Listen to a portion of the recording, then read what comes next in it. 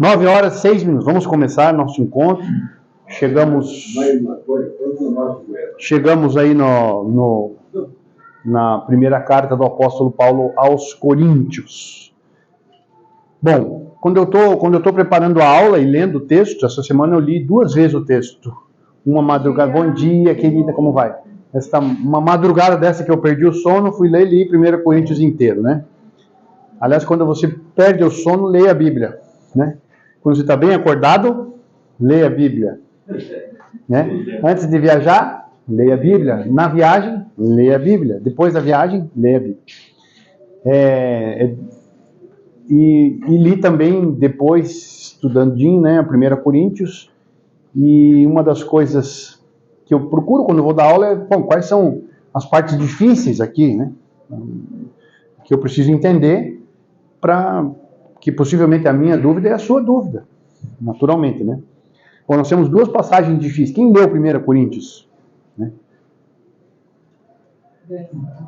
Desta vez? Não? Temos 2 passagens difíceis. Qual você achou que são as 2 passagens difíceis? De difícil entendimento? Ou será que isso se aplica hoje? Né? Bom, as 2 passagens difíceis que eu acho, assim, às vezes é o difícil do entendimento, às vezes difícil no sentido de como é que nós vamos aplicar isso hoje. A primeira delas, a primeira passagem difícil é o uso do véu, né? O uso do véu, né? Pode ser uma passagem difícil, tanto é que tem alguns que colocou aquela isso, né? Que nos ajuda esclarecendo, né? E a segunda passagem difícil é a mulher deve ficar calada na igreja, né? A mulher deve ficar calada na igreja. Portanto, hoje as mulheres, ó, pelo menos né, nessa passagem de 1 Coríntios. Tá? Bom, vamos orar. Vamos pedir a bênção de Deus sobre nossas vidas. Lorraine, você que está tomando remedinho, ora para nós. Senhor Jesus, Pai amado, Pai querido, muito obrigada, Senhor, por mais esse dia maravilhoso, por mais esse dia de vida. Fala conosco, Senhor, através da Tua palavra. Amém, Jesus. Usa o Teu Filho. Amém, Jesus. Amém. Abençoa cada um que está aqui e a cada um que está a caminho, Senhor.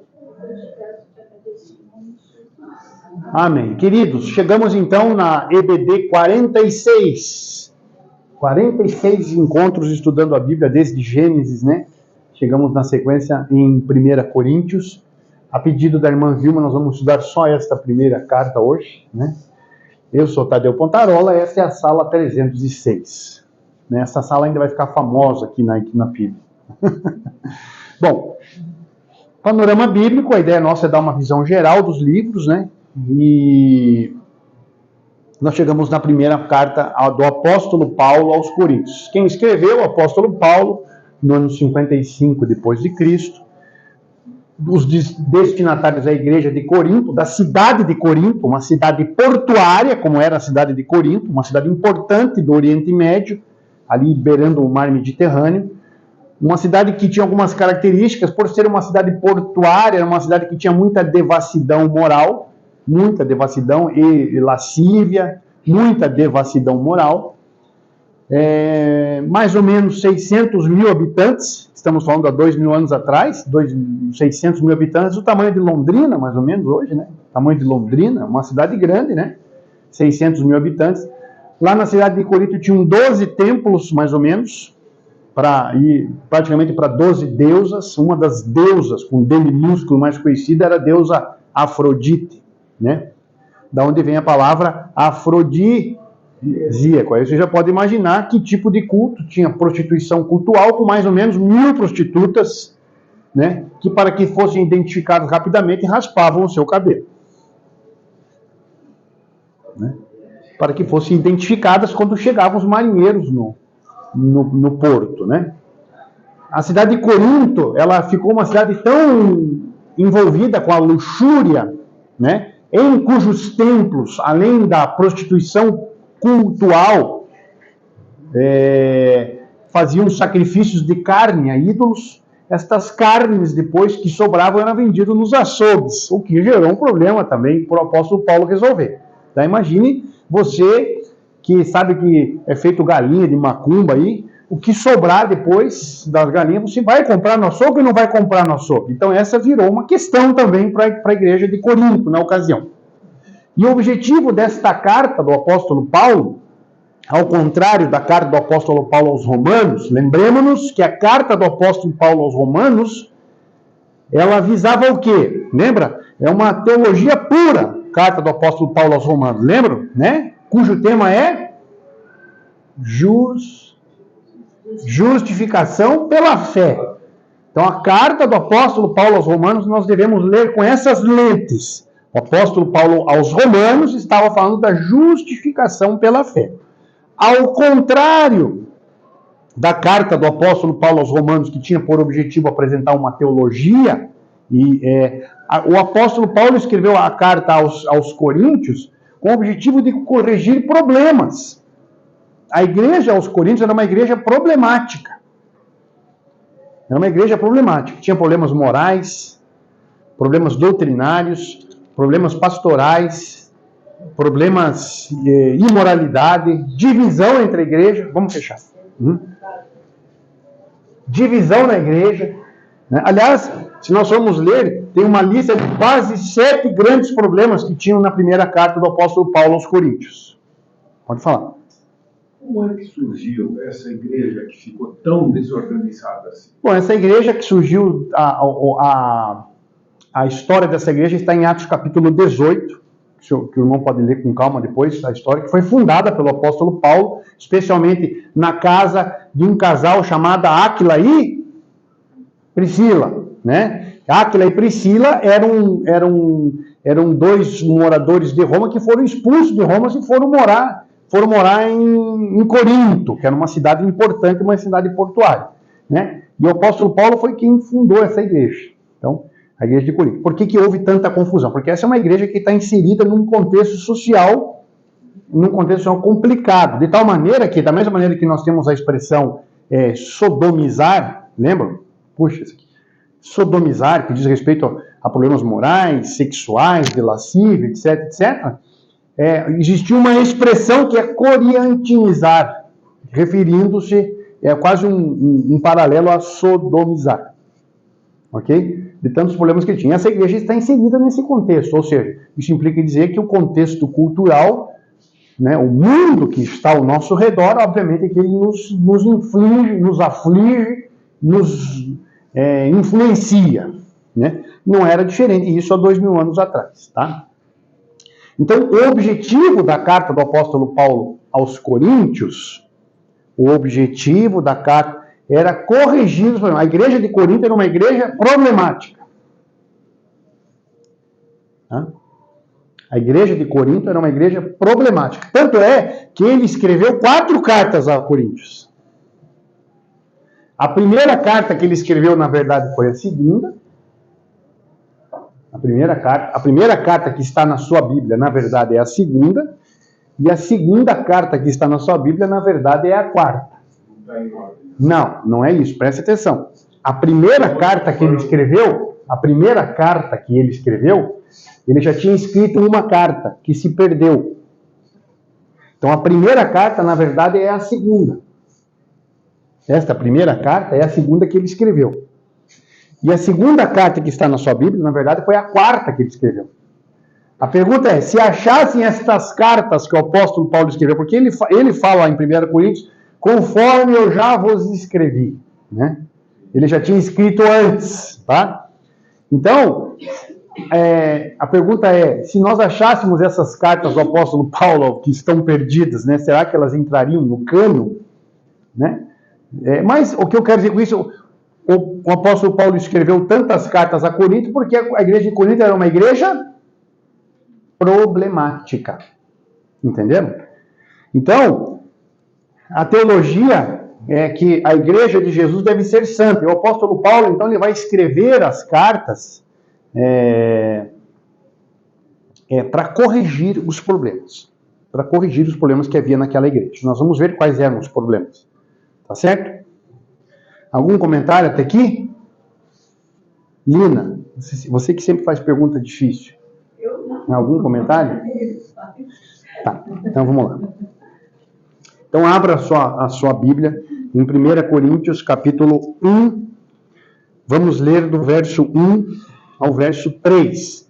Eu vou pedir para que, das estrelas, Bruno Della Stella, leia para nós. Eu, Paulo, chamado para ser apóstolo de Cristo Jesus, pela vontade de Deus, escrevo esta carta, com nosso irmão Sóstenes, à igreja de Deus em Corinto, aquela que ele sacrificou por meio de Cristo Jesus. Vocês foram chamados por Deus para ser povo santo, junto todos que em toda parte invocam o nome do nosso Senhor Jesus Cristo, Senhor deles e nosso. Que Deus, nosso Pai e o Senhor Jesus Cristo lhe deem graça e paz. Olha só, a igreja de Deus que está em Corinto, aos santificados em Cristo Jesus. Olha só, embora a igreja tivesse muitos problemas, ele continua chamando a igreja de santificados, porque no meio daqueles santos tinha muito problema, né? Muito problema, mas ele não deixa de chamar a igreja, a despeito da igreja ter problema, ele não deixa de chamar a igreja de igreja. Entenderam? Então, aqui fica uma lição para nós. Uma lição para nós que eu quero dizer para vocês é o seguinte: a igreja de Jesus sempre será composta por pessoas com problemas. Entenderam? A igreja de Jesus sempre será composta com problemas. E muitas vezes, sim, muitas vezes na tentativa de nós criarmos a igreja ideal, nós destruímos a igreja real. Tá? Então, se algum dia você fala, não vou mais naquela igreja porque tem gente falsa lá. Tem mesmo, e talvez o falso seja eu, né? Não vou mais naquela igreja porque tem pessoa assim, assim, assado. Tem mesmo. E talvez a pessoa assim, assim, assado seja eu, seja você. Entendeu? Ah, eu não vou mais naquela igreja por causa disso, disso, daquilo. Pois é, mas Jesus ama esta igreja. Então, uma das lições que eu quero que nós aprendamos é a seguinte: nós já temos o diabo que luta contra a igreja. Você não foi chamado para lutar contra a igreja. Não fale mal da igreja. Construa a igreja. Porque se essa igreja dependesse do seu dízimo, da sua participação e da sua oração, como seria a igreja? Entenderam? Se essa igreja dependesse do seu dízimo, da sua oração e da sua participação, como seria a igreja? Entenderam? Bom dia, família. Então, quando o apóstolo Paulo escreve a igreja, ele diz assim: eu, Paulo, chamado de Deus para ser apóstolo de Jesus Cristo, a igreja de Deus que está em Corinto. Ele podia dizer assim: a igreja problemática de Deus que está em Corinto. A igreja para a qual eu estou escrevendo para resolver um monte de problema, né? Mas ele não deixa de chamar a igreja de Deus. Esta é a igreja de Deus, né? E alguém disse assim: quão maravilhosa é, Emerson, a igreja que eu não conheço. Aquela igreja que eu não conheço é maravilhosa, né? Aquela igreja que eu nunca fui, meu Deus, que lindo, né? Aquela igreja com a qual eu não convivo é maravilhosa. Aquela igreja com a qual, né, da qual eu não participo é maravilhosa. Começa a participar para você ver. Começa a participar, que você vai começar a enxergar de dentro para fora os defeitos, os problemas e as dificuldades. Por isso, deixa eu dizer uma coisa para vocês: não existe igreja perfeita. E nós não estamos aqui para criar uma igreja perfeita. Nós estamos aqui para ajudar e sustentar a igreja real. E a igreja real é feita por pessoas. Nós vamos ver um pouquinho da descrição dos problemas que havia nesta igreja real para o qual o apóstolo Paulo escreve. Emerson, pode falar. Três coisas que me chamam a atenção. Mas já 3 versículos, 3 coisas? Uma delas é justamente como você falou aí, que ele chama de santo. E na Bíblia me chama a atenção de como Deus vai nos chamando de santo. De santo, exatamente. Mas a gente não consegue ser santo. A gente é santificado. Quando a Bíblia nos chama de justo, não é porque somos justos, é porque somos justificados. Declarados justos. não é por quem nós somos, mas é por quem Cristo foi e nos limpou.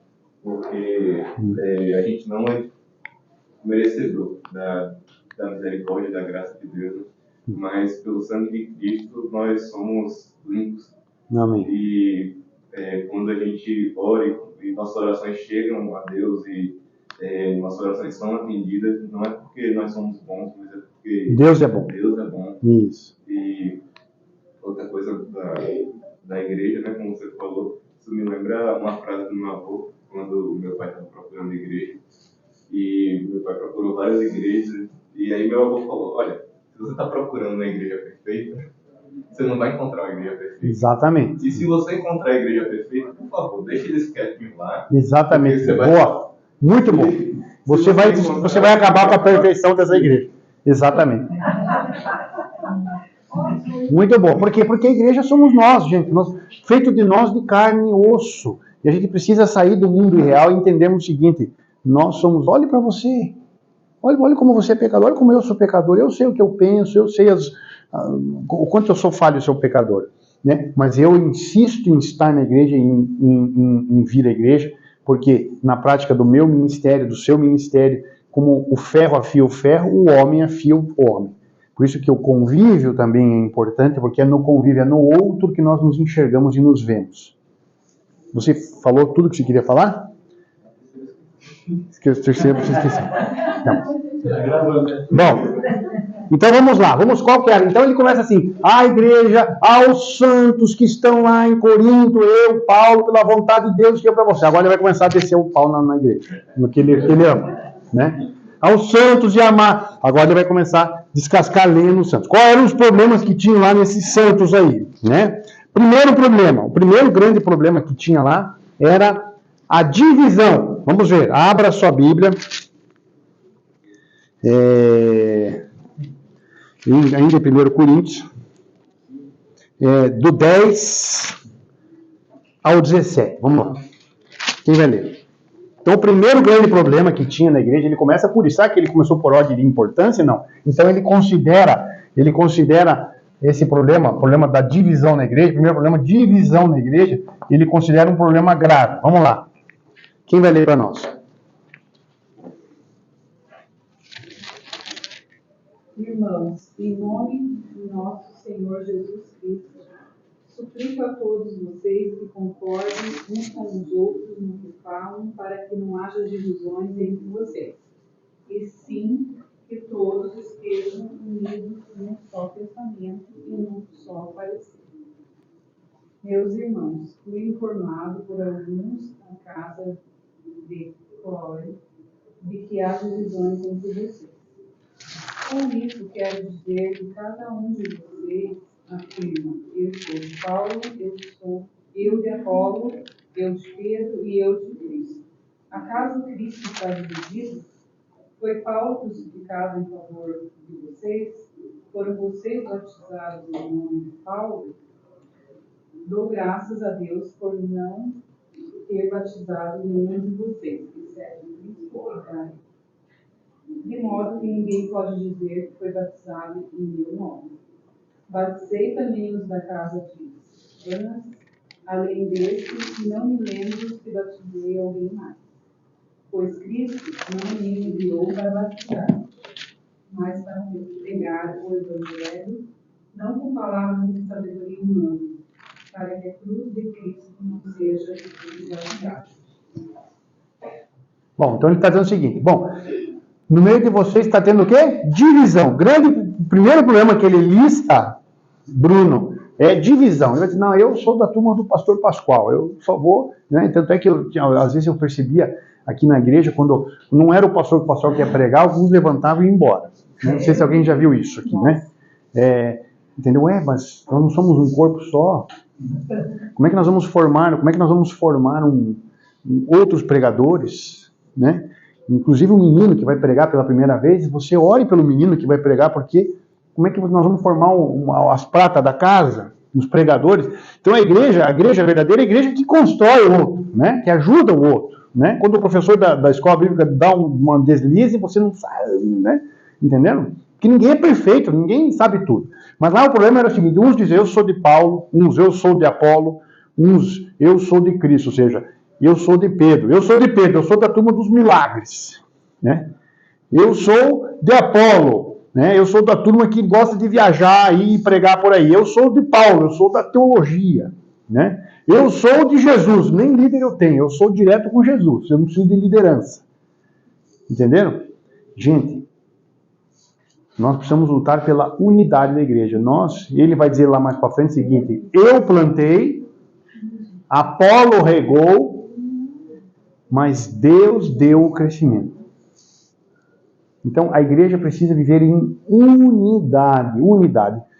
Como é que a gente interpreta isso, sabendo o seguinte, que embora nós não compreendamos que a igreja precisa andar em unidade, se nós temos tanta denominação hoje, né? Não temos muita... Deixa eu dizer uma coisa para vocês. Nós temos várias denominações, e graças a Deus pelas denominações, como eu as entendo, que é uma maneira que são expressões do carisma e da graça de Deus para alcançar. Tem gente que só vai se converter, né, se for lá na igreja Holiness. Quem ouviu falar na igreja Holiness? A igreja Holiness é a igreja de japonês, né? Um silêncio, uma reverência, as coisas muito em ordem, né? Reverência para o outro, né? Sushi no final, né? Sashimi, né? Entendeu? O jeito japonês de ser, graças a Deus que tem. Tem gente que vai se converter lá na igreja Holiness. Quando já for numa igreja Holiness? Uma igreja silenciosa.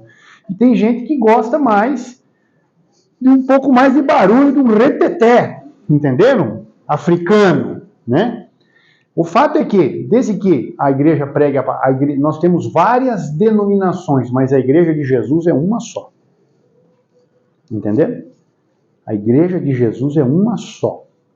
Né? Desde que haja unidade na palavra, né? Desde que haja unidade ética e da palavra, a gente pode caminhar junto sem problema. Eu posso caminhar junto com o pentecostal, com o irmão da igreja roça, sem problema nenhum. Né? Desde que haja, claro, quando há muita distorção da palavra, já não dá mais, né?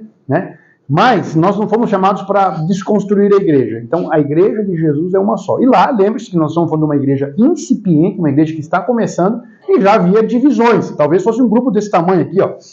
Né? Ali de, não, eu sou de Paulo, não, eu sou de Jesus, entendeu? Estava tendo divisão. Então, o primeiro problema que o apóstolo Paulo combate na igreja de Corinto era o quê? Divisão. Segundo problema, vamos lá. Segundo problema, vamos ver lá, 5, capítulo 5, 1 Coríntios 5. Em primeiro lugar, cadê? Imoralidade. Vamos ver qual é o tipo de imoralidade que tinha lá. 1 Coríntios 5, do 1 a 5. Leia para nós. Quem vai ler para nós? Por favor. Só um pouquinho. Irmão, o senhor ia falar alguma coisa? Desculpa. Não, só tinha... Aqui aparece o nome, né? Achei muito interessante. Stefanas. Aonde que está escrito Stefanas? Nós vamos começar a ver muito nome latim. Uma das razões pelo nome latim é que naquele período que o apóstolo Paulo estava pregando em Corinto, Stefano é um nome latim, de origem latina, a rigor, né? E a primeira vez que ele estava pregando, que ele estava na igreja de Corinto, muita gente havia sido expulso de Roma porque houve uma grande perseguição aos judeus, né? Então, muitos judeus que foram embora para Corinto, né? Se abrigar lá em Corinto, né? Então, vamos lá. Por isso nós vamos ver muitos nomes latins aqui. 1 Coríntios 5, quem vai ler para nós? Agora estão dizendo que há entre vocês uma imoralidade sexual tão grande que nem mesmo os pagãos seriam capazes de praticar. Fiquei sabendo que certo homem está tendo relações com a própria madrasta. Como é que vocês podem estar tão orgulhosos? Pelo contrário, vocês deviam ficar muito tristes de expulsar do meio de vocês quem está fazendo uma coisa dessas. Quanto a mim, ainda que não esteja presente aí pessoalmente, estou com vocês em espírito, e agindo como se eu estivesse aí, já julguei pela autoridade do nosso Senhor Jesus, o homem que está fazendo essa coisa horrível. Quando vocês se reunirem, estarei com vocês em espírito. Então, pelo poder do nosso Senhor Jesus, que estará presente conosco, entreguem este homem a Satanás para que o seu corpo seja destruído, mas o seu espírito seja salvo no dia do Senhor. Que texto difícil. Começa fácil, né? Que ele está dizendo o seguinte: tinha um problema de imoralidade sexual, certo?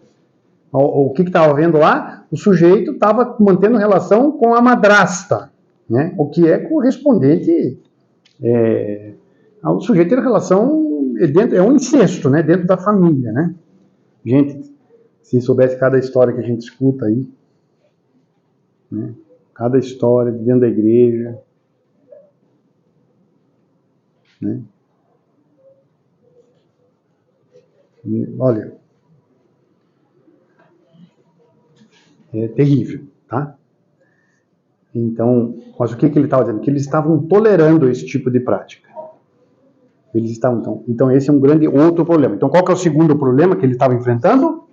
Imoralidade sexual, né? Imoralidade sexual. Gente, a Bíblia é clara quanto à conduta, o que Deus espera de nós na nossa vida sexual, né? O sexo foi reservado para o casal heterossexual. Casal casado heterossexual. Amém? É isso. Que partiu disso, saiu do propósito de Deus, né? E lá eles estavam tolerando esta prática. Né? E o que o apóstolo Paulo fala? Expulsa ele da igreja, mais ou menos assim. E é interessante que aqui tem uma passagem que eu diria difícil, né? Como é que vocês interpretam isso aqui? Vamos lá. Eu devia ter pulado isso. Né? Aquela parte que o Pedro falou, não é para entender. Pula, vai para as coisas que está ali, 1 Coríntios 13, o amor, né? Como é que vocês interpretam isso? Leia. Entregue esse homem a Satanás porque o corpo seja punido e o espírito seja salvo. Uhum. Exatamente. Olha aqui, ó. Aqui até o comentarista pula, né? Você veja? Até o comentarista pula, não só o professor na escola bíblica. Ainda bem que eu estudei, ó. Ser expulso da igreja para que o seu corpo seja dito, porque ele vai entrar em sofrimento, porque agora ele não está mais debaixo da proteção de Deus, né? Para ver que, caso ele sofrendo, ele se arrependa e seja salvo no final das contas. Tem que meio que aprender com a dor, né? Exatamente. Entrega esse cara aí, mas só que tem que haver uma consciência pública, tem que haver uma punição disso. Nós não podemos ser coniventes com isso. Isso não pode ficar velado. Essa imoralidade sexual não pode ficar velada. Ele diz o seguinte: o que vocês estão fazendo, nem o mundo faz, nem os pagãos fazem, porque se é imoral, olhe dentro da igreja. Então, olha o tamanho do problema que tinha na igreja de Corinto. Camila, você está aí, Camila? Você tomou café, Camila? O que tinha lá hoje? Café. Pãozinho, o que mais? Mas pão com nada? Um pãozinho com manteiguinha, pelo menos? Misto quente para ela aí, né? Olha aí. Bênção de Deus. Pai fazer misto quente, bênção de Deus. Você é um homem de Deus. Um homem que faz café da manhã é bênção. O café da manhã. Olha aí, ó. Não, mas se o sujeito fazer um pãozinho para a filha, é homem de Deus. Aí é homem de Deus. Bom, então o segundo problema qual era? Imoralidade sexual. Vamos para o terceiro problema que tinha na igreja. Vamos lá aqui, ó. Agora, eu fiquei... Pode perguntar que eu estou te ouvindo. Nessa parte final, você explicou, na nossa vida, eu entendi assim, como que o espírito vai para o Senhor, sendo que a carne dele, ele não aceitou Jesus, tipo assim. Não é que ele não aceitou. Mas aí depois você explicou, porque ele não, ele deveria se arrepender. Exatamente, ele vai entrar num estado de sofrimento, porque ele se afastou do convívio da igreja, não está mais debaixo da proteção da igreja, não está debaixo mais da oração, da comunhão da igreja, entendeu? E imagine que naquele tempo ele não podia sair da igreja de Corinto. Eu saí da igreja de Corinto aqui do Batista, eu vou na esquina, vou na outra igreja. Temos que entender isso. A igreja de Corinto era essa aqui, ó. A primeira igreja batista de Corinto era 20 pessoas ali. Ele foi expulso da comunhão e ele não tinha chance de estar em comunhão porque não tinha outra igreja. Como hoje se o pastor fala uma coisa que você não gosta, o professor de escola bíblica fala alguma coisa que você não gosta, você faz o quê? Vou para a igreja ali do lado ali, onde é tudo pintado de preto e lá não se prega a palavra mesmo, lá eu me sinto bem, lá eu sou feliz, né? Entenderam? Tem esse aspecto também. Só a igreja de Corinto, daqui não tinha, expulso de lá, expulso, não tinha para onde ir. Entendeu? Então agora ele vai estar em estado de sofrimento, só que ele vai ser punido. Só que esta punição veemente ia levar o quê? Um exemplo que ia levar o temor das pessoas, entendeu? O temor a Deus ia levá-lo talvez ao sofrimento, porque ele não está, e neste sofrimento possivelmente ele levaria a um arrependimento. Entenderam? Fala, Emerson. Acho que saindo do tema aqui, mas uma vez eu ouvi uma pregação de Iago Martins, e aí eu achei que... Você escuta Iago Martins, né? Muito bom.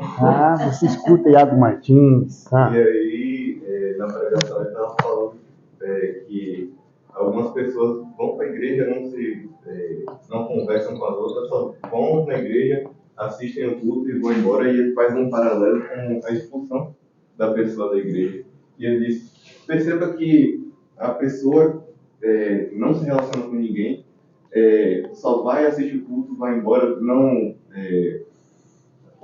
tem a comunhão, e aí ele fala, perceba que a pessoa se expulsou da igreja, ela está vivendo como uma pessoa que foi expulsa da igreja, sem ter sido nem expulsa da igreja. Sim, porque é o seguinte, por que as pessoas não querem conviver com os outros é fácil?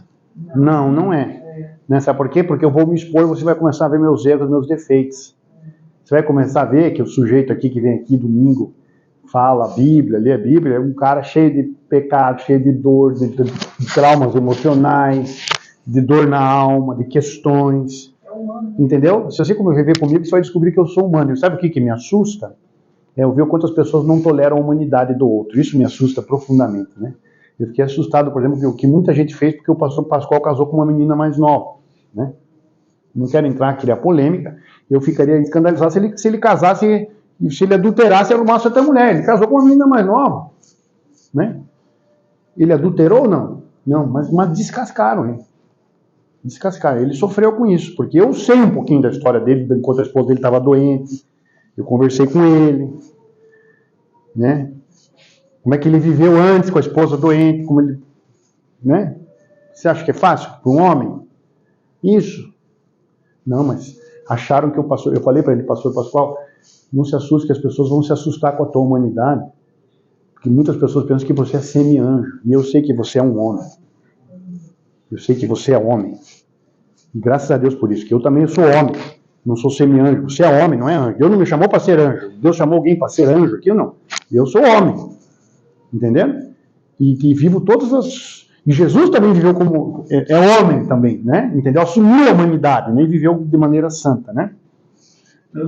Desculpe até citar esse exemplo do pastor, não devia nem ter tocado nesse assunto.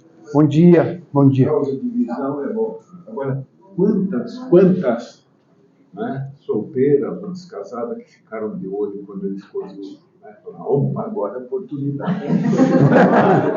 Bom, não sei, o senhor que está dizendo. Não, mas imagina, eu sou advogado. O advogado tem que pensar mais ou menos. Sim. E, de repente, opa, concorrente aí. Tem tudo isso. Por que nós estamos falando sobre isso? Por que nós chegamos nesse assunto? Me ajude. A humanidade das pessoas. As pessoas, bom dia, como vai? Seja bem-vindo. Como é o nome da senhora? Marli, seja bem-vinda.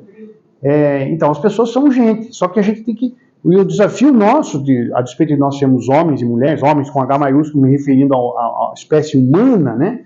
É que nós temos dores, nós temos traumas, nós temos sofrimentos, nós temos todos aqui, sem exceção. Todos sem exceção. E a igreja de Corinto é uma prova de que as pessoas tinham, como seres humanos, a marca do ser humano é o pecado. Entendeu? A marca do ser humano é o pecado. Nós estamos todos condenados ao pecado, não apenas a consequência do pecado, mas a prática do pecado. Entenderam? Porque nós temos a semente do pecado. E como é que resolve esse problema? Né? Nós somos salvos, estamos sendo salvos e seremos salvos. Quando é que nós seremos cabalmente salvos? O dia que nós saímos do mundo onde está a presença do pecado. A igreja de Corinto estava absolutamente inserida num ambiente pecaminoso, num ambiente corintinizado, extremamente sensualizado, extremamente idólatra, pagão, entendeu? E precisava diferenciar, então, a igreja do mundo, a prática da igreja. Então, o que eles estavam tolerando lá? A imoralidade sexual. E precisavam dizer, não pode, vocês não podem tolerar isso. Entendeu? Vocês não podem tolerar isso. Tá? Bom, então qual que é o primeiro problema da igreja de Corinto? A divisão. Segundo problema, imoralidade sexual. Terceiro problema, litígio entre irmãos. Ou seja, problema jurídico entre os irmãos. Então eu e o irmão Stefano estavam com um problema, fizemos negócios, nos desentendemos. Ao invés de eu e ele, que estudamos a Bíblia juntos, ao invés de eu e ele, que somos crentes juntos, que amamos o mesmo Jesus, que amamos, oramos para o mesmo Deus, né? Resolver, a nossa questão não, a gente vai levar para o Gilmar Mendes resolver o que ele acha justo para nós. Pior ainda. Vocês já pensaram nessa condição? Entendeu? O Gilmar Mendes, que daí ele se coloca o quê? Moralmente ele se coloca acima de nós. E isso é pior porque diz o seguinte, vocês são incapazes de resolver isso. E era o que estava acontecendo. Né? Os irmãos que viviam na mesma igreja de Corinto, né? Que viviam na mesma casa, na mesma comunidade de Corinto, tinham problemas de litígio, ao invés de eles resolverem, falaram, irmão, vamos resolver o que precisa, o que o senhor acha? Então vamos orar sobre esse assunto, o senhor ora lá, que eu oro aqui, vamos resolver. Vamos ver o que a palavra de Deus diz, que Deus seja juiz entre nós. Não, Gilmar Mendes, o que o senhor acha aqui?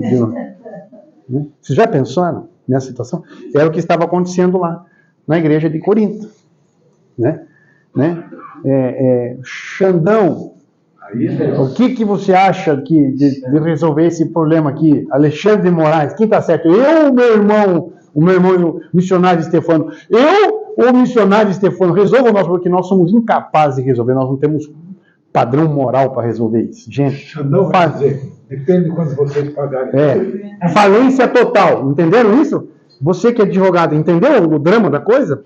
Entenderam? Por isso que nós crentes, nós não deixamos as coisas aí para o melhor, a orientação bíblica não deixa a coisa ir para a justiça. Se eu tenho um problema com o meu irmão, resolve aqui, resolve vocês dois. É melhor. E os advogados que me perdoem, né? A gente não vai ter gasto com o advogado, não vai ter que botar o... Entenderam? Resolve. Quanto é que eu te devo? Né? Às vezes nem que se perca. Quanto é que eu te devo? Resolvido, também em paz, está resolvido. Exato. Vamos ver então aqui, ó. 1 Coríntios 6. 6 do 1 ao 9. Quem vai ler para nós? 1 Coríntios 6, do 1 ao 9. Ouça algum de vós, que é o nome da senhora mesmo? contra o outro, e o juízo perante os injustos e não perante os santos? Não sabeis vós que estamos onde julgar o mundo? Ora, se o mundo deve ser julgado por vós, sois porventura indignos de julgar as coisas mínimas? Não sabeis vós que havemos de julgar os anjos? Quantos mais as coisas pertencentes a esta vida? Então, se tiverdes negócios em juízo, pertencentes a esta vida, pondes na cadeira aos que são de menos estima na igreja, para vos envergonhar o digo. Não há, pois, entre vós sábios, nem mesmo um que possa julgar entre seus irmãos, mas o irmão vai a juízo com o irmão, isso perante infiéis. Na verdade, é já realmente uma falta entre vós terdes demandas uns contra os outros. Porque não sofreis antes a injustiça? Porque não sofreis antes o dano? Mas vós mesmo fazeis a injustiça e fazeis o dano, e isso aos irmãos. Não sabeis que os injustos não hão de herdar o reino de Deus? Não erreis, nem os devassos, nem os idólatras, nem os adúlteros, nem os efeminados, nem os sodomitas, nem os ladrões, nem os avarentos, nem os bêbados, nem os maldizentes, nem os roubadores herdarão o reino de Deus. Então é o seguinte, então é melhor você sofrer o dano do que expor a igreja, do que escandalizar a igreja. Você já pensou dois irmãos?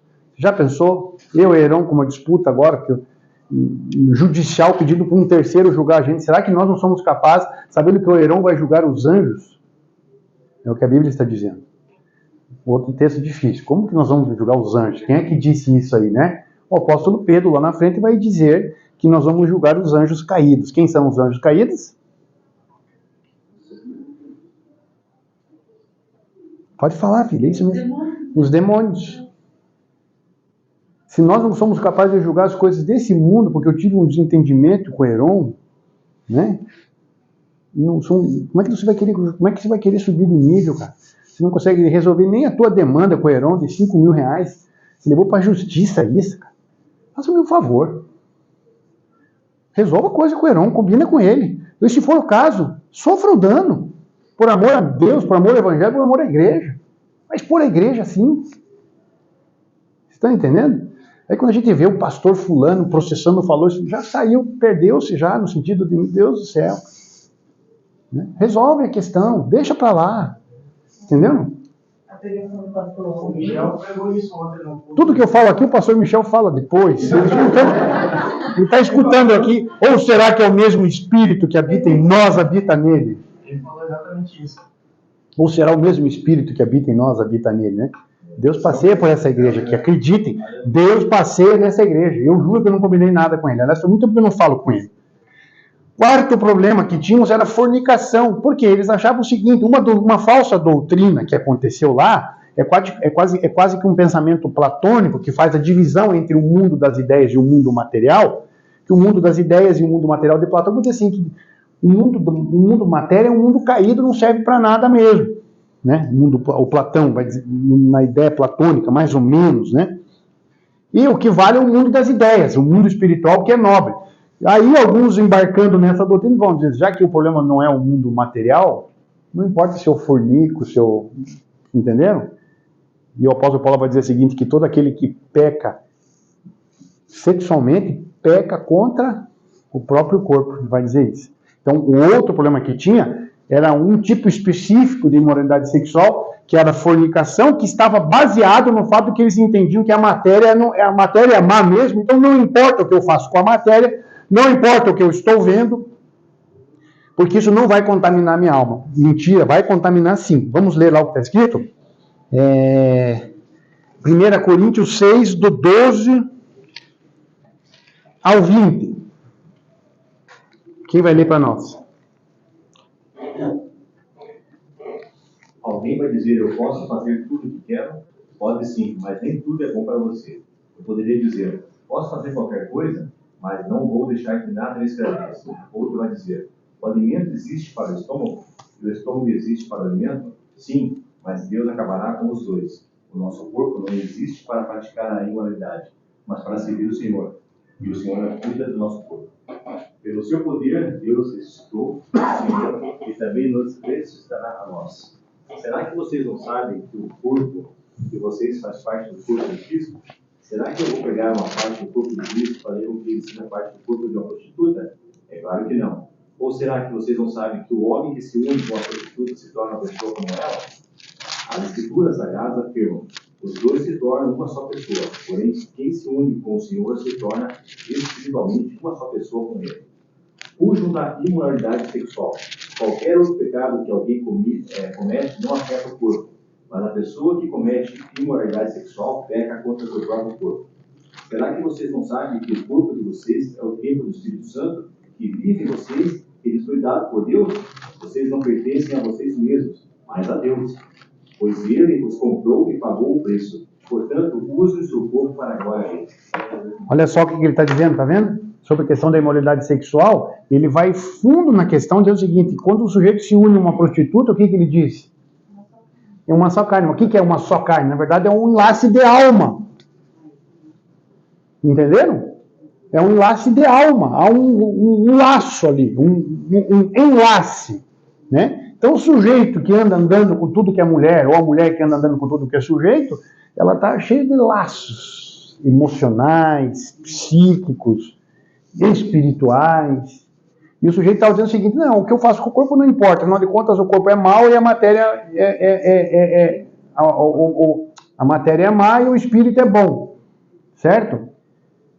E aí, para defender a ideia ao contrário, o apóstolo Paulo diz, você não sabe que o teu corpo é tão bom, porque foi feito por Deus, foi Deus quem criou o corpo humano, né? O teu corpo é tão bom que um dia ele vai ressuscitar. Então, a ressurreição da carne é uma verdade. Como é que Deus vai fazer isso? Eu não sei, né? Bom, depois da ovelha Dolly, né, que nós sabemos que podemos pegar 2 célulazinhas e fazer o quê? Fazer uma clonagem. Se o homem pode clonar um bicho, imagine quanto mais Deus poderá pegar uma célulazinha do Emerson, vou fazer agora, esse célula aqui eu guardei aqui no meu banco aqui, para que quando ele ressuscitar, eu sopro, tá aqui de novo, o Emerson, né? Espero que venha sem óculos depois, né, Emerson? Entenderam? Então, o nosso corpo, então, para defender a ideia de que a matéria é boa, a prova é que Jesus promete para nós a ressurreição da carne, tanto é que ele mesmo ressuscitou, né? Claro que é com uma natureza glorificada, de tal maneira que Jesus atravessava a parede, não me pergunte como é que ele fazia isso, mas comia pão com mel. E andava. Então, não me pergunte como é que é esse corpo, mas eu sei que é assim, é um corpo glorificado. Então, esse era um outro problema que tinha fornicação. Lembrando que na cidade de Corinto, que era uma cidade que tinha 12 templos, a maior parte era deusas com D minúsculo feminina, especialmente a deusa Afrodite, onde tinha as prostitutas cultuais. Então o sujeito podia achar que podia ir na igreja e podia frequentar a igreja, o culto do lado e praticar fornicação com a mulher e tudo bem. Né? Aí com essa questão de Corinto é cultural e histórico, né? Porque Sim. toda cidade portuária é em torno do porto. Exatamente. Isso é importante, uma observação importante que você faz, que então a influência do... deixa eu ver que lição. Sim. Bom, hoje tem prostíbulo em tudo quanto é lugar, mas especialmente na cidade portuária, né? Nas cidades portuárias eram mais, porque ali era um trânsito enorme, né? Um trânsito gigante de pessoas, marinheiros vindo do mundo inteiro, né? Entendeu? Ali na cidade de Corinto portuária passavam marinheiros, era um lugar que eles estacionavam o navio e passavam o inverno, porque o inverno era problemático para viajar por conta das condições marítimas, então os marinheiros ficavam ali muito tempo, né? E o apóstolo Paulo, inclusive ali nessa cidade de Corinto, que ele desenvolveu a tarefa de... Quem lembra? Ele tinha uma empresa de fazer tendas, né? Ele era dono da Tenda Par, né? Ele fazia tendas, né? Ele fazia tendas, e não só as tendas que ele fazia, possivelmente, dizem os historiadores, que ele também trabalhava no conserto das velas, porque as mesmas panos e tecidos que usa, os consertos das velas. Então, a cidade de Corinto oferecia muitos serviços, conserto de navio, né? As tendas que ele vendia, uma cidade, então, altamente dinâmica, né? E tinha muitas prostitutas, e a deusa Afrodite, da onde vem a palavra afrodisíaco, por exemplo, né? Só uma referência, eu sou de origem polonesa. Meu pai não aceitava que chamasse ele de polaco. Sabe? Polaco é pejorativo. É como chamar negro de preto. Negro é negro, né? Preto é uma cor. Então é pejorativo. Mas sabe por quê? Porque desembarcado no porto do Rio de Janeiro, lá na Praça Mauá, as mocinhas loiras dinamarquesas, sueca, alemã e algumas polonesas também. E corroborando aqui, que tem volta de porto. E todas elas eram chamadas de polaco.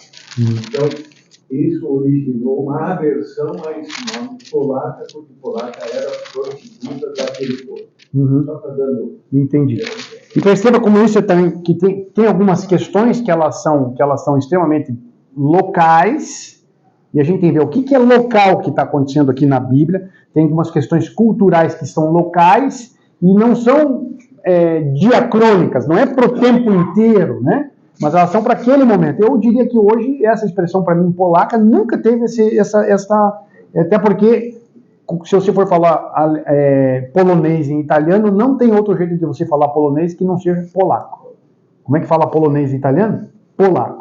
Então perceba que existem condições culturais que são apenas aplicadas naquele momento histórico, e aqui na cidade de Corinto, especialmente quando nós chegamos na questão do uso do véu.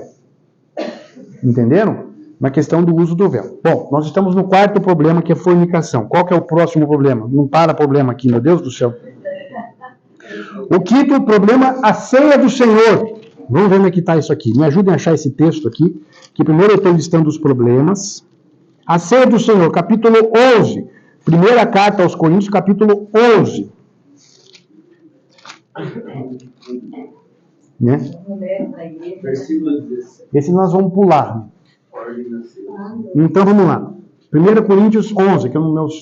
Quem vai ler para nós? 11 do 17 ao 25. Quem vai ler para nós?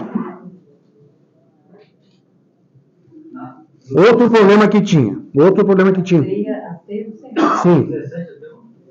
25. Posso ver? Pode.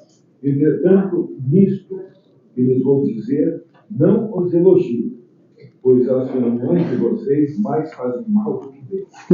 Em primeiro lugar, ouço que, quando vocês se reúnem como igreja, há divisões entre vocês. E até certo ponto, eu o creio. Pois é necessário que haja divergência entre vocês, para que sejam conhecidos quais dentre vocês são aprovados. Quando vocês se reúnem, não é para comer a ceia do Senhor, porque cada um come sua própria ceia sem esperar pelos outros. Assim, enquanto um fica com fome, outro se embriaga.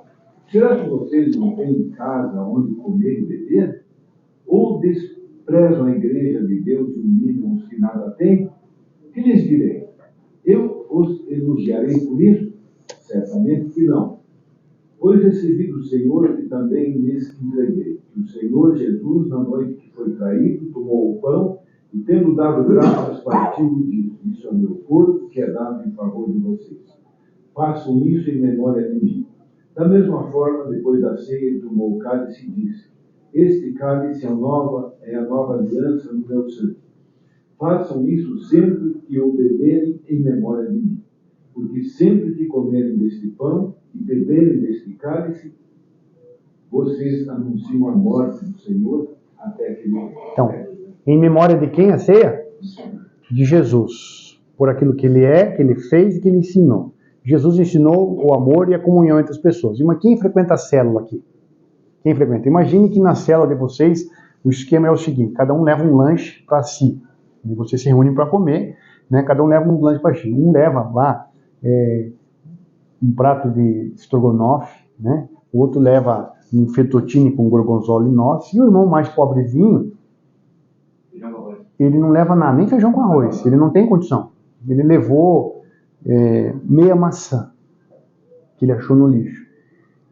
E cada um, ele que coma meia maçã lá, incapaz, e fala: não, vem cá, vamos comer o estrogonofe junto aqui comigo, eu tenho comida para você. Olha que isso que estava acontecendo na ceia deles lá. Que a ceia não era como a ceia, a visão que você tem da ceia, que nós temos da ceia, é o pãozinho que é distribuído aqui, em que todo mundo espera uns pelos outros e todos comem a mesma coisa.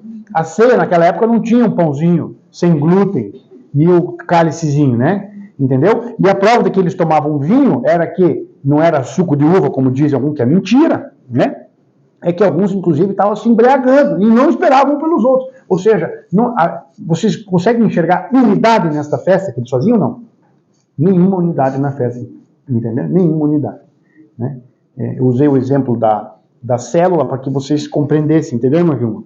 Imagina se vai na célula, o mais pobrezinho não leva nada, o outro pobre bebe, fica bêbado. É para ficar bêbado que você foi lá? Foi para isso que você foi lá? Ou foi para que vocês se reunissem como igreja, como irmãos, para que vocês pudessem se confraternizar de fato, onde todo mundo divide as coisas que tem e vivem como irmãos de fato? Ou seja, qual que era o problema da ceia? Eles não estavam vendo como irmãos. Havia o quê? Orgulho, soberba, falta de fraternidade.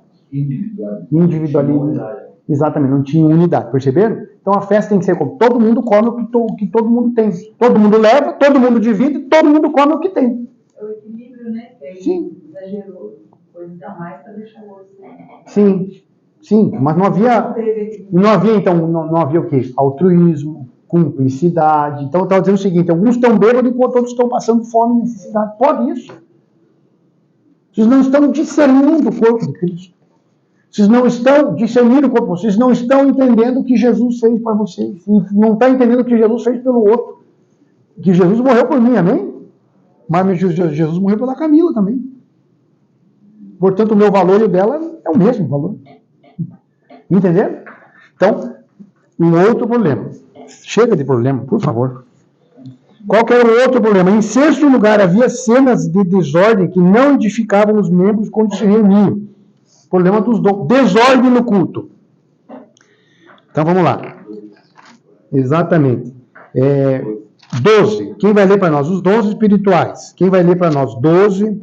Desordem no culto. Então, olha, o culto público deles era bagunçado, né? Desordem no culto. Desordem no culto. 12 do 1 ao... Quem vai ler para nós? Gilmar, exatamente. Do 1 ao 11. Por livre e espontânea pressão. Vamos lá. Meus irmãos, quero que vocês saibam a verdade a respeito dos dons que o Espírito Santo dá. Vocês sabem que quando ainda eram pagãos, vocês eram desviados de várias maneiras para a adoração dos ídolos, os quais não têm vida. Por isso, precisam compreender que ninguém diz que Jesus seja maldito. Pode estar falando pelo poder do Espírito de Deus. E que ninguém pode dizer Jesus é o Senhor, a não ser que seja guiado pelo Espírito Santo. Existem tipos diferentes de dons espirituais, mas é um só e o mesmo Espírito que dá esses dons. Existem maneiras diferentes de servir, mas o Senhor, quem servimos, é o mesmo.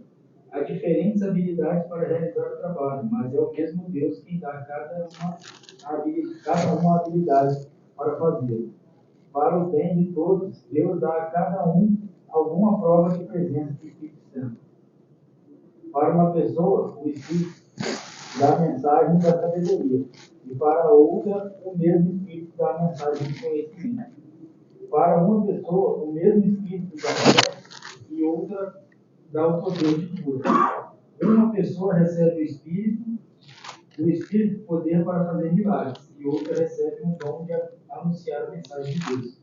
Ainda outra pessoa recebe a capacidade de saber a diferença entre os dons que vêm do Espírito e os que não vêm dele. Para uma pessoa, o Espírito dá a capacidade de falar em línguas estranhas, e para outras, ele dá a capacidade de interpretar o que essas línguas querem dizer. Porém, é um só, e o mesmo Espírito quem faz tudo isso. Ele dá um dom diferente para cada pessoa conforme ele quer. Então, aqui nesse texto não descreveu exatamente, a gente não tem tempo que eu quero comentar outra coisa com vocês. Qual que era o problema lá? O problema é que estava tendo muita confusão na igreja. Na hora do culto não tinha ordem e decência, porque quem falava em línguas, e aqui nós acreditamos no dom de línguas, precisamente, é um dom que existe, um dom de línguas, só que o dom de línguas deve ser usado com ordem. Quem aqui fala em línguas? Não precisa ter medo, nós acreditamos. A irmã Vilma fala em línguas. Só que a irmã Vilma não vai falar em línguas aqui dentro do culto, porque não há quem a interprete. Se houver quem interprete, o Espírito vai falar para ela vai orar em línguas e alguém vai interpretar, e aí sim a igreja vai ser edificada. Porque quem ora em línguas, ora bem, ora para a sua própria edificação. Só que o objetivo da reunião e do culto público é que nós edifiquemos uns aos outros. Por isso ele vai falar assim, o apóstolo Paulo vai dizer aqui nessa carta, em algum momento, que ele mesmo fala em línguas e fala mais que todo mundo em línguas. Só que ele prefere falar o quê? Ele prefere falar uma palavra em línguas, mas 100 palavras que edifiquem o outro, porque o objetivo da reunião da igreja é a edificação do outro. Entendeu? Aí, o que as igrejas, muitas igrejas pentecostais fazem? Acham que o dom de línguas é o dom maior de todos. Exatamente, e não é verdade isso. Né? Não é verdade isso, porque ele vai dizer que nem todos falam em línguas. Não é verdade isso. O dom de línguas é apenas mais um dom que edifica a mim mesmo. E que constrói a línguas. E lá estava tendo que confusão no culto. Imagina, um falava em línguas aqui, um estava profetizando ali, outro estava lendo um salmo lá, outro estava cantando. Meu Deus, que bagunça é essa? Aí o sujeito que chegava na igreja falava, isso aqui é um bando de louco. Né? Aliás, é precisamente o que eu vejo na internet quando eu vejo alguns cultos de igreja. Eu falo, isso aqui são tudo louco. A religião está enlouquecendo essa gente.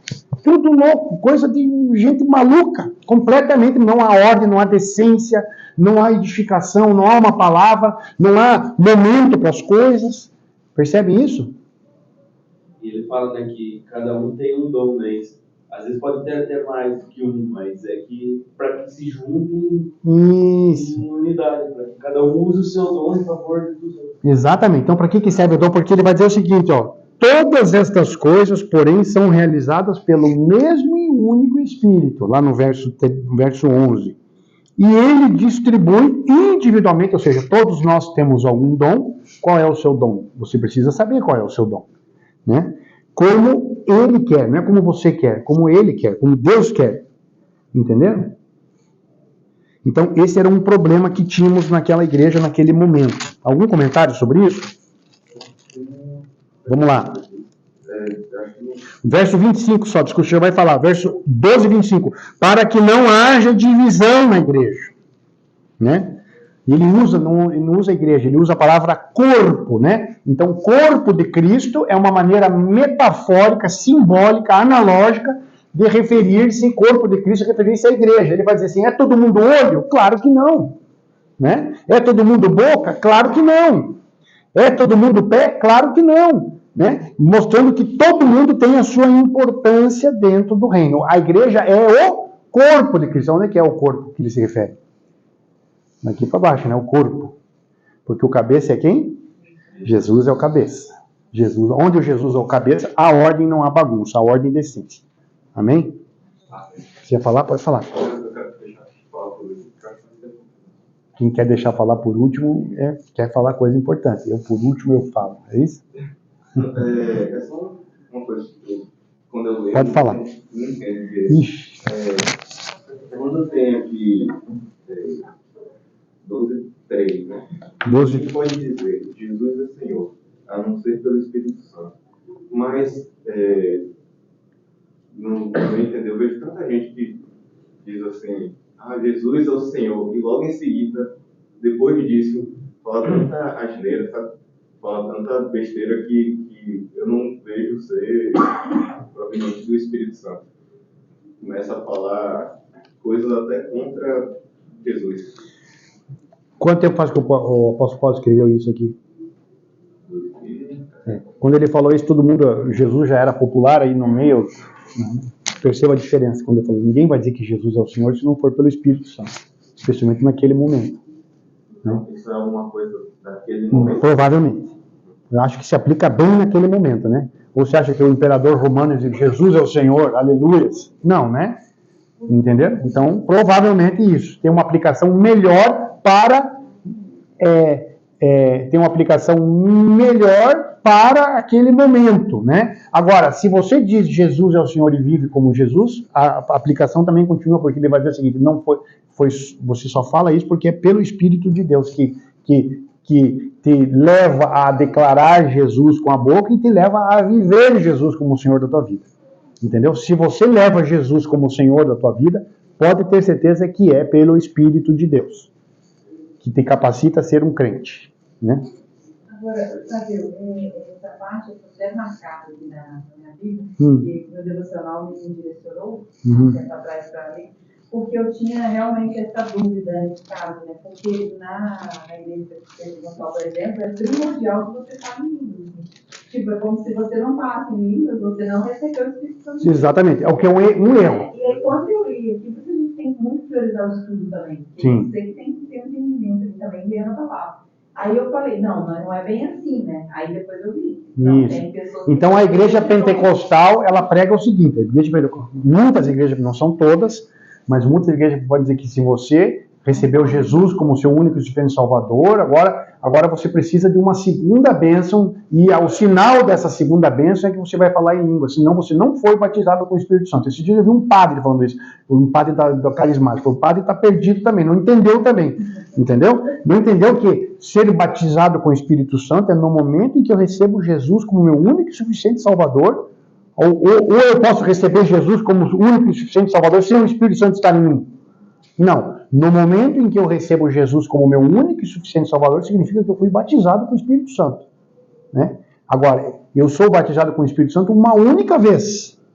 Uma única vez. Neste momento em que eu recebo Jesus como... Agora, eu sou cheio do Espírito Santo ou tantas vezes. Agora, o falar em línguas pode ser um sinal de ser cheio do Espírito Santo. Entendeu a diferença? Então, há um erro semântico aí, de conceito. Há um erro, está errado. Como é que você vai dizer que não é? Eu conheci um irmão piedoso, bondoso, um homem, bom marido, bom esposo, que ele se sentia culpado porque ele não era batizado com o Espírito Santo. Falei, o senhor é melhor do que todos esses que falam em língua juntos, falei para ele. E tem muitos também que falam em língua. Exatamente. Exatamente. Então, fiquemos atentos a isso. Né? E quando você quem ora em línguas, ora bem, edifica-se a si mesmo. E eu acho que se deve orar em línguas na tua casa. Quem ora, que faça. Né? Mas no culto público, lembre-se que ele está se referindo ao culto público, o objetivo do culto público é a edificação do outro. Entendeu? Algum comentário sobre isso, não? Posso fazer um convite? Pode. Não é para ir para outra igreja, não, né? Está tendo inscrição do One College. O One College é uma turma do Ministério One que a gente está estudando Coríntios, 1 Coríntios, estudou os dons espirituais. Ó, é bom. Para você saber qual é o seu dom. Isso, todas as quartas-feiras e é por 4 anos. A gente já passou o primeiro semestre, 6 meses, e a gente está estudando agora os dons. Qual é o seu dom? Administração. Olha aí. Tá vendo? Então, tem que fazer inscrição. Entra no site da UAN lá e procura One College. Aí você faz inscrição, é todas as quartas-feiras. Eu tentei no curso lá pelo site mesmo fazer os dons, mas não abre. Não vai?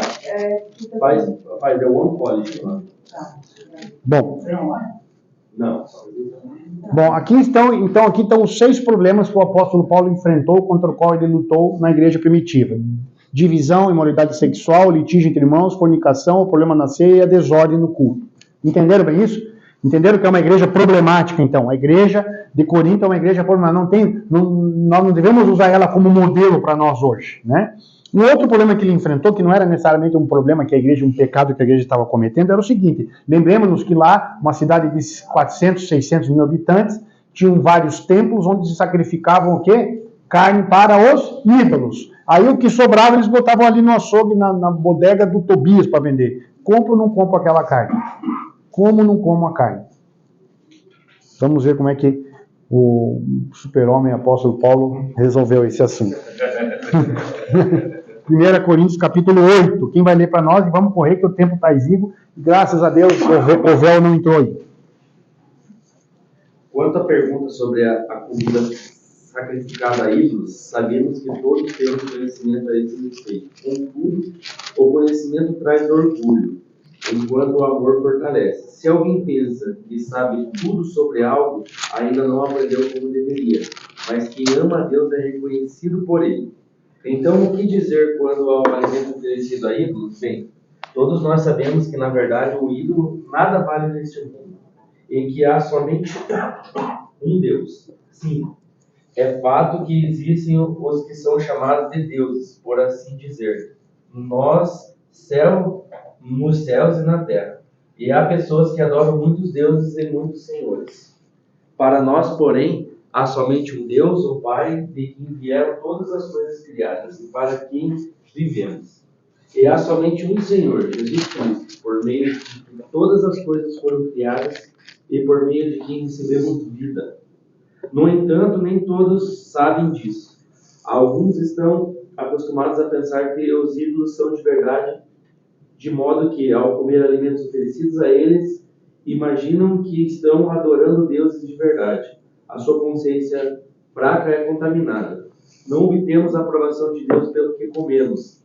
Não perdemos nada se não comemos. E se comemos, nada ganhamos. Contudo, tenham cuidado para que sua liberdade não leve outros de consciência mais fraca a tropeçar. Pois se alguém vir você dizer que diz que ter conhecimento superior comer no templo de um ídolo, acaso não será induzido a contaminar a própria consciência ao ingerir alimentos oferecidos a ídolos? Assim, por causa do seu conhecimento superior, o irmão fraco pelo qual Cristo morreu acaba se perdendo. E quando vocês pecam contra outros irmãos, incentivando-os a fazer algo que eles consideram errado, pecam contra Cristo. Portanto, se aquilo que eu como faz um irmão pecar, nunca mais comerei carne, pois não quero fazer meu irmão tropeçar. Então o sujeito chegar ali, olhando o seguinte, vai lá no Tobias e fala assim: por gentileza, 2 quilos de carne moída de segunda, não sacrificada a ídolos, por favor. 2 quilos de carne moída de primeira, não me fale se foi ou não foi sacrificado, né? Porque a questão é o seguinte, ele está dizendo o seguinte: ídolos não são nada, né? Essa turma não é nada, é mais ou menos como diz o salmista: essas estátuas têm olhos, mas não veem, têm ouvidos, mas tudo não é nada, né? Mas o irmão que é fraco, Não o que é forte, que é fraco de consciência. Puxa, ele está comendo carne sacrificada. Puxa, vai escandalizar, irmão. Então não faça isso. Não porque é errado em si, não porque o ser em si, olha o pensamento kantiano, né? O ser em si, né? A questão em si não tem problema, né? Como um revólver, né? Um revólver faz mal para alguém, um revólver? Um revólver não faz mal para ninguém. Entendendo? O ser em si não tem problema, né? Mas se aquilo escandaliza teu irmão, então não faça. Então não use a tua liberdade para escandalizar o outro. Percebo, da nossa responsabilidade cristã, não é mais eu vivo para mim, faço tudo o que eu quero. Eu sou livre, eu faço tudo o que eu quero. Não, eu faço tudo aquilo que convém para a igreja. Então quem que é o cristão livre? É aquele que faz aquilo que convém para a igreja. Entenderam isso? Entenderam essa questão da carne sacrificada? Sim ou não? Sim. Entenderam? Então, se isso escandaliza, tirou uma festa, esse dia eu tive que resolver uma questão, eu fui numa festa junina, né? Uma festa julina, não é joanina, de julho. O que é a festa julina? O que representa? Não, adoração a São João. Para mim não representa adoração a São João. Para mim eu vou lá, eu gosto de comer uma paçoquinha. Eu gosto de comer paçoquinha, né? Entendeu? Mas algumas pessoas se escandalizam. Sabe uma coisa, Ana? Não vamos na festa, então. Não vamos tirar foto com camisa xadrez. Que nesse mês usar camisa xadrez é pecado. Para alguns, neste mês, usar camisa xadrez é pecado. Escandaliza, não faça. Faça. Entenderam? Por causa do outro, não é por causa da minha consciência. Minha consciência, eu tenho uma consciência firme que nada pode me separar do amor de Deus que está em Cristo, nem a paçoquinha da festa junina, né? Nada pode me separar, entendeu? Eu tenho essa consciência. Eu quero que você tenha essa consciência, entendeu? Que nada pode separar vocês do amor de Deus. Entendeu? Nada. Mas escandaliza o outro. Eu vivo bem sem ir na festa junina, né? Embora eu goste da cocadinha, das coisinhas que tem lá, né? Quantos gostam de cocadinha aqui, né? Coisa boa, né? Entendeu? Pescaria, peixinho ali, né? Ganhar um pingo. Tem quentão, tem crentão, tem tudo. Tem com álcool, sem álcool. Entenderam essa questão das carnes sufocadas aqui? Entenderam? Não entra nesse assunto. Entenderam bem isso? Bom, faltam 10 minutos. Vamos para o último. Bom, aí o apóstolo Paulo vai dizer, quando ele fala sobre a diversidade de dons, que daí ele vai falar, eu vou mostrar um caminho mais excelente para vocês. Lembram? Entenderam? Qual que é o caminho mais excelente, né? Qual que é o caminho mais excelente? Ele vai dizer o seguinte, em outras cartas, agora permanecem 3 coisas. A fé, a esperança e o amor. E o amor é maior delas, né? Por que o amor é maior delas? Não é? Nós somos salvos pelo amor ou pela fé? Pela fé. E como é que o amor é maior delas? Porque o amor de Cristo. Por quê? Por quê? Porque é o seguinte, um dia, quando nós estivermos vendo Jesus face a face, nós não precisaremos mais de esperança, nós não precisaremos mais de fé. Agora você não precisa crer mais, você já está vendo Jesus face a face. Mas nós vamos continuar vivendo em amor, aleluia. Agora permanecem 3 coisas, a fé, a esperança e o amor é maior delas. Então eu vou lhe mostrar um caminho mais excelente, ainda que eu falasse, aí ele escreve a carta, uma linda passagem, ainda que eu falasse a língua dos homens, dos anjos, não tivesse amor, nada. Então ele está dizendo o seguinte, que o que vale é o amor, né? O que vale é o amor. É o que está escrito no capítulo 13, não dá tempo da gente ler, você lê em casa, decore isso, né? Quantos vão decorar isso, amém? Por amor, amém? Então, semana que vem, a senhora Marli vai falar o 1 Coríntios 13 aqui para nós, amém? Olha aí. Em grego. Não, aí não, mas em português mesmo, tá? Então, daí ele vai entrar também agora naquela questão difícil, 10 minutos. Se houver intérprete. Se houver intérprete, pode. Aí interpreta e pronto. 1 Coríntios 11, vamos ler lá. Do 11, do 2 ao 16. Quem vai ler para nós?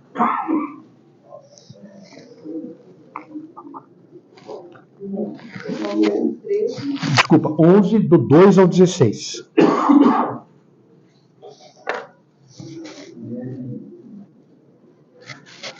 Bem alto que nós temos uns 10 minutos finais. Eu os elogio porque vocês sempre lembram de mim e seguem as instruções que eu passei para vocês.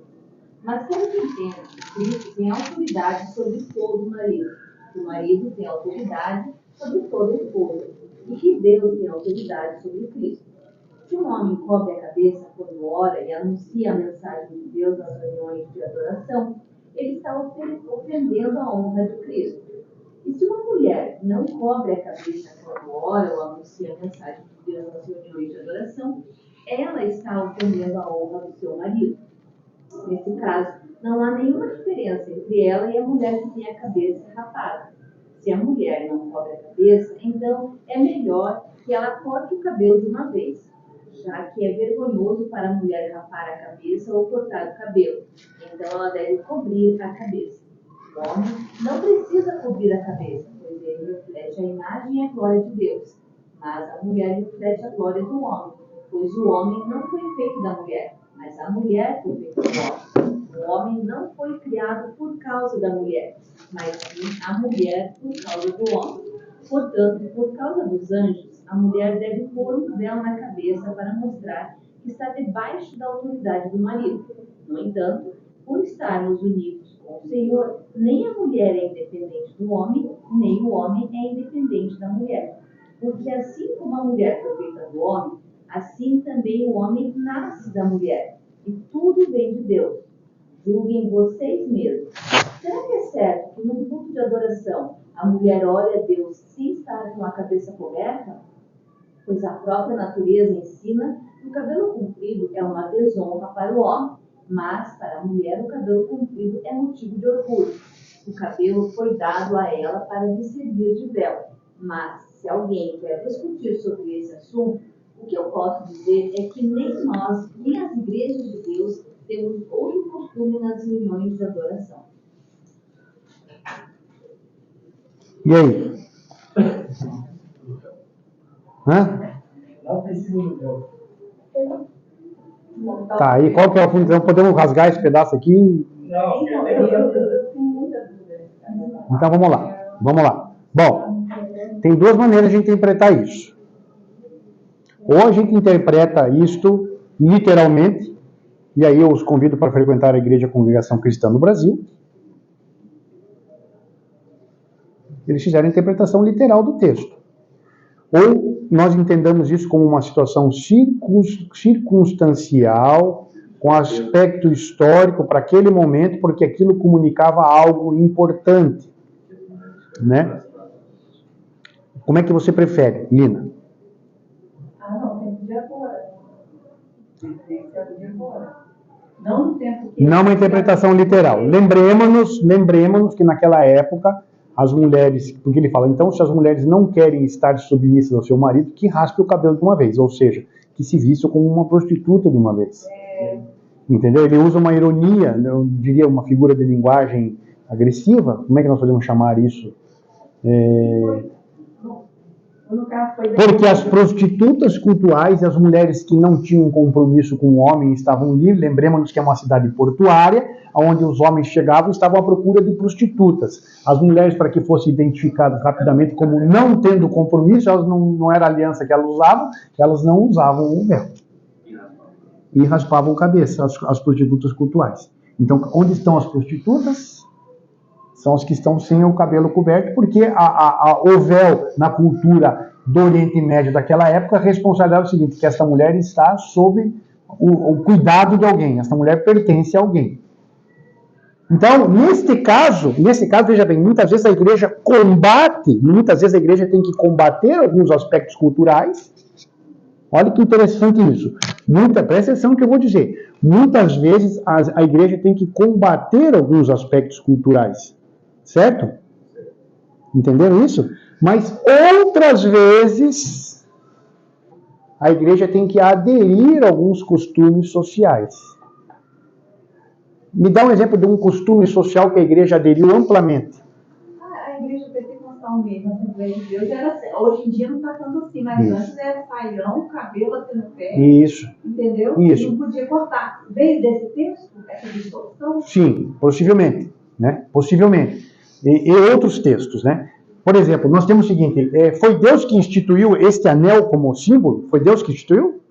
Não, mas ele é praticamente considerado sacro e sagrado, né? A gente, quando vai fazer um casamento, ora pelo anel. Isso aqui é uma questão cultural odierna, do nosso tempo, e que a igreja aderiu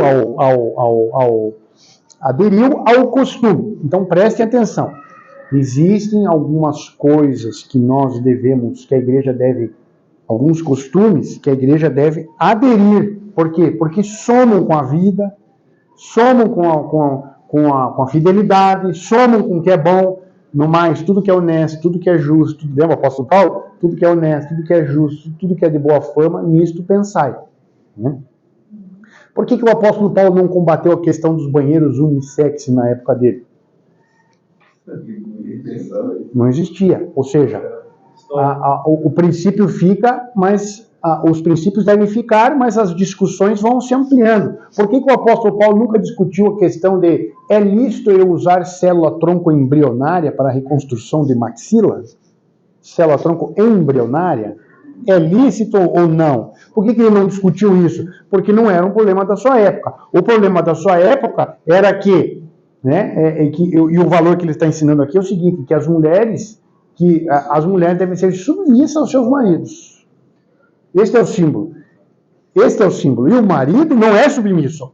A mulher deve ser, mas esse é um discurso muito machista, não, né? Não, mas eu conheço aqui... Mas eu conheço aqui um casal maravilhoso que eu tenho... se está junto, né? Eu conheço um casal maravilhoso que eu tenho certeza que é muito fácil para você ser submissa a um marido que é submisso a Jesus, não é? Com certeza. Muito fácil. Não é? Né? Que vocês são um casal exemplo, bênção. Entendeu? Muito típico a mulher ser... Mas ele fala também que nem o homem é independente. Exato. É nesse princípio o homem que ama Jesus. Por isso as meninas que são solteiras aqui, né, busquem um homem que ama Jesus primeiro, né? Quem é solteiro aqui, que você possa ir tanto para Jesus que você vai encontrar o seu futuro esposo quando ele estiver se encontrando com Jesus também, né? Quem é viúvo? A mesma coisa. Viúvo, o princípio é o mesmo. Precisamos de cônjuges que entrem na ordem das coisas. Deus é o cabeça de Jesus, Jesus é o cabeça de Cristo. Deus é maior que Jesus? Deus é maior que Jesus? Trindade. Deus é maior que Jesus? Não. Ou seja, ele não está dizendo, ele não está colocando sobre quem que vale mais, se o homem ou a mulher vale mais, porque tanto homem e mulher têm o mesmo valor perante Deus. Ele está colocando uma hierarquia não de valor, mas uma hierarquia de obediência, de submissão, que é diferente, de ordem das coisas. Né? Eu acho que Paulo também concordaria hoje que os financiamentos de casas populares sejam feitos em nome da mulher e não do homem. Hoje é isso. É lei. Financiamento de casa popular é feito quando é casal, tudo bem, mas de preferência em nome da mulher, porque ela... Eu não sabia disso. Não sabia? Não. Minha casa, minha vida. Isso é quase uma heresia. Isso. Não é. Mas Paulo aceitaria. Os caras têm uma mulher, tem outra, um monte de filhos. Já largar a casa, né? Exatamente. Boa. Entendeu? Então, perceba que os valores sociais vão mudando, as coisas vão mudando, só que o princípio fica o mesmo, né? O princípio fica o mesmo. Hoje, por exemplo, assim, eu não olho as mulheres todas de calça aqui, não tem nenhuma de saia, né? Isso não me comunica menos feminilidade nenhuma de vocês. Vocês são mulheres. Numa outra época poderia ser diferente. Agora, como é que você se sentiria se eu estivesse aqui de saia dando aula para vocês? Uma saia comprida, bem decorosa, inclusive. Como é que vocês acham que vocês iam se comportar? Tem problema se eu estivesse de saia? Então perceba. E assim, a rigor, é pecado eu vir de saia comprida aqui ou não? Só se for escocês. Percebeu? Não, mas a rigor, Lina, é pecado eu vir de saia comprida aqui, dar aula para você ou não? Mas você vai escandalizar. Vou escandalizar, tá vendo? Por quê? Porque vai contra o quê? Vai contra uma norma social. Deus não fez saia, Deus não fez pelados, lembremos disso, né? Isso é uma norma social, né? Tem igreja que você só pode pregar se tiver de gravata, né? Entendeu? Isso é Bíblia? Não, isso é uma norma social. E a gente respeita as normas sociais. Então, aqui, ou vocês acham que Paulo só fala isso nesta igreja problemática aqui, ou você acha que este conceito de Paulo deve se aplicar em todos os tempos para todas as igrejas? Não. O conceito social do costume deve se aplicar? Claro que não. Claro que não. Claro que não. Né? Mas qual que é o princípio? O princípio é que a mulher deve ser submissa ao marido. A mulher deve ser submissa ao marido. E o marido deve ser submisso a Deus. Simples. Por exemplo, dessa questão de saia cultural, agora, nessa viagem de Israel, em determinados lugares, tanto o homem como a mulher não podiam ir de bermuda acima do joelho. Então, alguns abaixavam o cinto aqui para a bermuda ficar e impediram. Não tinha acima do joelho, não pode, tem que ser abaixo do joelho. Homem e mulher. Mas a bermuda acima do joelho para o homem é feio, no mínimo feio, né? Eu acho. Bom, o fato é que. O fato é que daí a gente está só entrando numa outra questão que pode ser discutida, né? A mulher pode usar biquíni na praia, outra questão, né? Que tem várias implicações, que é uma discussão ampla, né? Entenderam? Mas os aspectos culturais são relevantes. O fato é que o que me chamou a atenção no texto é que, neste caso, o apóstolo Paulo ele está aderindo a uma convenção social. Entenderam? Então, a igreja é contra a cultura, de uma maneira geral, sim, mas existem questões sociais que a gente vem aderir, porque nós não somos uma beluga no mundo, uma apêndice no mundo, nós estamos no mundo e a gente precisa conviver com o mundo, né? Por que vocês riram? Ó, o apóstolo Paulo vai dizer assim, ó, Deus não gosta do orgulho, não é que eu tirei isso aqui. De fato, Deus não gosta do orgulho, não gosta do orgulho gay, não gosta de orgulho nenhum. Tá? Ele fala, né, que o casamento seja ético, um homem e uma mulher. Exatamente. Principalmente isso, né? Fala. Por que você está rindo? Me conta. Você está rindo muito. Hã?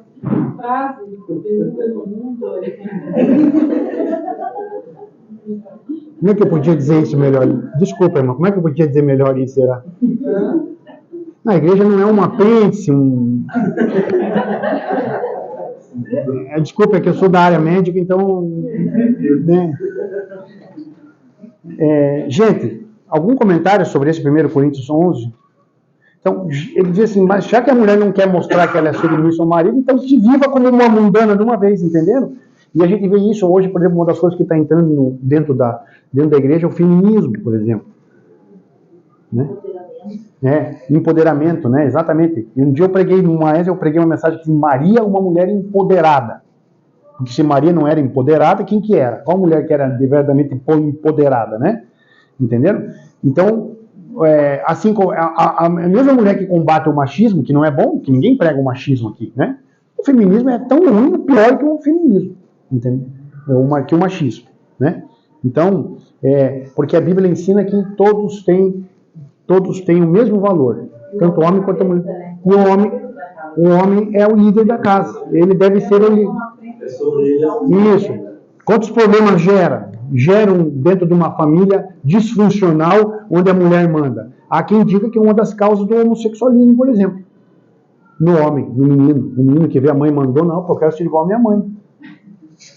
Há quem diga. Entendeu? Eu quero ser igual à minha mãe. O menino quer ser igual à mãe. E a menina quer ser mulher macho, igual a mãe. Estão entendendo? Estão entendendo? Por isso que as coisas são feitas com ordem. Eu passei do horário.